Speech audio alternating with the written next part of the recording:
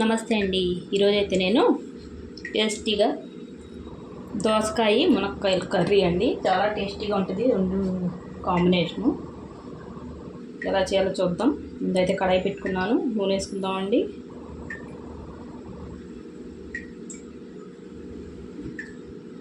నూనె అయితే కొద్దిగా వేడెక్కాలండి. నూనె అయితే వేడెక్కిందండి. చూడండి, ఉల్లిపాయలండి 3 అండి, చిన్న సైజు. ఒక 3 మునక్కాయలండి.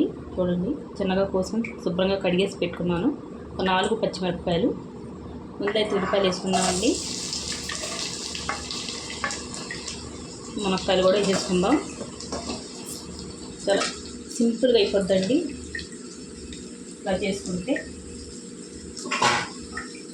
అలా ఇందులోనే దోసకాయలండి 2 కొద్దిగా గట్టిగా ఉన్నవండి వేసేసుకుందాం. ఇలా ఒకసారి ట్రై చేయండి, చాలా టేస్టీగా ఉంటుంది ఇలా చేసుకుంటే కర్రీ. మసాలా కావాలంటే మసాలా కూడా వేసుకోవచ్చండి. నేనైతే మసాలా వేయకుండానే వండుతున్నాను, టమాటాలు వేసి. ఇందులో అయితే చేసుకున్నట్టు రుచికి తగినంత అండి. అలాగే పసుపు కూడా వేసుకుందాం. పసుపు అయితే 1 స్పూన్ అండి. అయితే బాగా కలిపేసుకుందాం, ఉప్పు పసుపు పట్టేలాగా ముక్కలకి.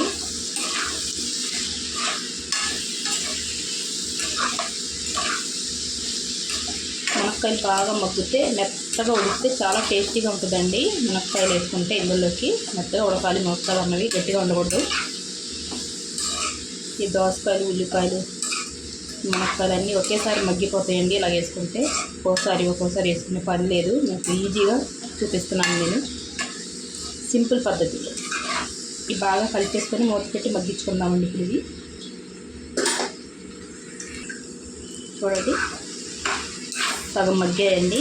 కొద్దిగా మగ్గాలి. పచ్చిగా ఉందండి బాగా దోసకాయ, గట్టిగాని. ఇలా ఉంటే బాగుంటుందండి కూర. ఇంకొద్దిగా మగ్గితే బాగుంటుంది కూర. ఇంకొద్దిగా మగ్గిన తర్వాత చూద్దాం. చూడండి, అయితే బాగా మగ్గిపోయాయి మునక్కాయలు కోసం. ఇలాగా మెత్తగా మగ్గాలండి. మెత్తగా చూసారా, అలా మగ్గాలి. కనిపించిందో లేదో చూడండి. ఇలాగ మెత్తగా బాగా పెట్టుకుంటే ఎంత మెత్తగా ఉండాలండి. ఇప్పుడే బాగా ఇందులో మునక్కాయల సారం బాగా దిగుద్ది కర్రీలోకి. ఇప్పుడైతే మనం ఇందులోకి పచ్చిమిరపకాయలు వేసుకుందాం. బాగా కారంగా ఉన్నాయండి పచ్చిమిరపకాయలు అయితే. ఇందులోనే మనం ఇప్పుడు కారం వేసుకుందాం తగినంత. ఎక్కువ తింటే ఎక్కువ వేసుకోండి, తక్కువ తింటే తక్కువ. నేను పచ్చిమిరపకాయలు వేసాను కదండి, దాని గురించి కారం కొద్దిగా తక్కువ వేస్తున్నాను. అయినా కూరగాయల్లో కారం కొద్దిగా తక్కువ వేసుకుంటేనే టేస్ట్ బాగుంటుందండి. పచ్చిమిరపకాయలు ఎక్కువ వేసుకుంటే బాగుంటుంది. ఒకసారి ఇలా కలిపేసుకుంటే కారం పచ్చివాసన అన్నది పోద్దండి నూనెలోకి వేగి. చూసారా, కావాలంటే చూసుకొని వేసుకున్నాం కారం. కారం అయితే సరిపోద్దండి. సరే, అలా కలుపుకుంటే వేగిపోద్ది.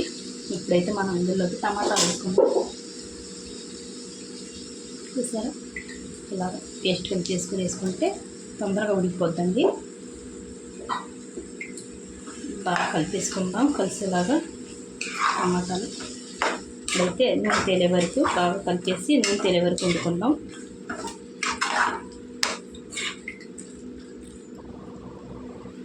చూడండి, మెత్తగా ఉడికిపోయింది కదా.